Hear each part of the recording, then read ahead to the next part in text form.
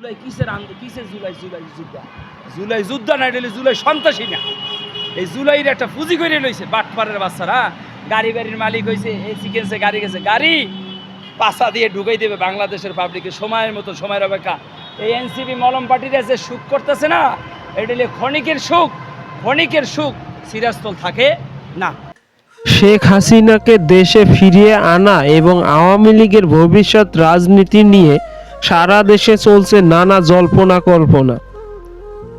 দীর্ঘ সময় দেশের বাইরে থাকা আওয়ামী লীগ সভানেত্রী ফেরার দিনক্ষণ নিয়ে নেতাকর্মীদের মাঝে এখন নতুন করে প্রশ্নের সঞ্চার হয়েছে।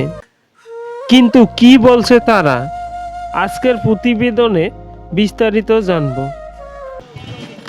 আগে বিগত 17 বছর শেখ হাসিনা দেশ চালাই গেছে, চালানির পরও সে দেশে কোনো জিনিসের দাম বাড়ে নাই, আবার নিয়ন্ত্রণের ভিতরে রাখছে। সবাই গরিব মানুষ খাটি কমে, রিক্সা চালকেরা খাইয়ে করে ঘর ভাড়া দিয়ে তারা টিকি বেঁচেছিল। শেখ হাসিনা যাওয়ার পরে এই যে লক্ষ লক্ষ গাড়ি যে তৈরি হয়েছে, যারা বাইরে যারা ছিল তারা সব ঢাকায় এসে উঠেছে। এখন তাদের গ্রামে কোনো কাজকর্ম কিছু নাই, এখন সব ঢাকায় এসে তারা রিক্সা চালাচ্ছে। জুলাই যুদ্ধা না, এটা জুলাই সন্ত্রাসী না। এই জুলাইয়ের একটা পুঁজি করে লইছে বাটপাড়ের বাচ্চারা। গাড়ি বাড়ির মালিক হয়েছে, এই সিকেন্সে গাড়ি গেছে, গাড়ি পাশা দিয়ে ঢুকাই দেবে বাংলাদেশের পাবলিকে সময়ের মতো, সময়ের অপেক্ষা। এই এনসিপি মলম পার্টিরা যে সুখ করতেছে না, এটা ক্ষণিকের সুখ, ক্ষণিকের সুখ চিরস্থল থাকে না।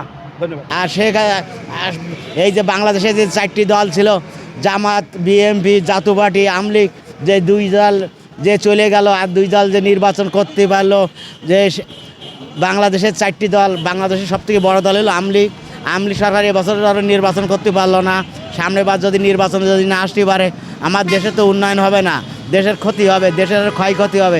যদি 4টি ভাই ছিল, 4 ভাইয়ের ভিতরে যদি 2 ভাই যদি না থাকে, তা আমরা চাইবো না যে কোনো দেশের ভালো উন্নয়ন চাই। হাজার হাজার কোটি টাকা যারা মারি নিয়ে যাওয়ার চেষ্টা করতেছে, যারা মারি নিয়ে যাচ্ছে, আমাদের দেশের সম্পদ দেশে নিয়ে যাচ্ছে। বিদেশি প্রবাসী ভাইরা যারা বিদেশে পড়ে রয়েছে, কামাই রোজগার করে বাংলাদেশে যে টাকা পাঠাচ্ছে, এই বাংলাদেশের টাকায় আমার বাংলাদেশ চলে।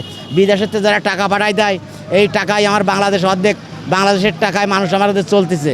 এই বাংলাদেশে মানুষ কত আশার ভিতরে আছে, দেশ বিদেশে কাজকর্ম করে খাচ্ছে।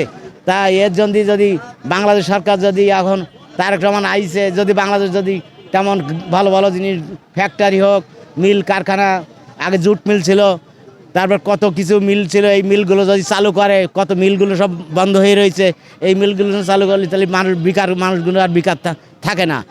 একদিকে অন্তর্বর্তী সরকার ও অন্যদিকে রাজনৈতিক দলগুলো বলছে ভিন্ন কথা। তাদের মতে জুলাই আগস্টের ছাত্র জনতার অভ্যুত্থানের ঘটা হত্যাকাণ্ডের বিচার কাঠগড়ায় দাঁড়াতে হবে সাবেক প্রধানমন্ত্রীকে। তার প্রত্যাবর্তন মানেই হবে বিচারের মুখোমুখি হওয়া।